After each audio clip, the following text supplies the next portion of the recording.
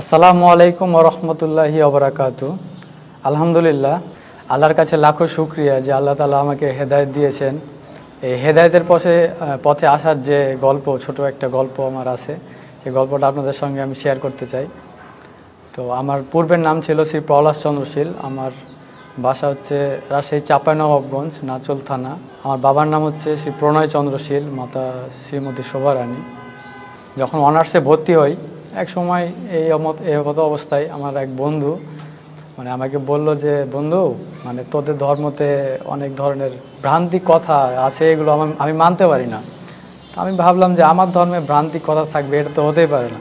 ওকে আমি আমার ধর্ম যে সত্য, এই কথাটা বলবো, এক সময় তাকে প্রমাণ দেবো, এই কথা মনে মনে চিন্তা করলাম আর কি। আর ও আমাকে বলল যে, তুই যদি বিশ্বাস না করিস তাহলে তোর হচ্ছে ইউটিউবে গিয়ে ডক্টর জাকির নায়েক লিখে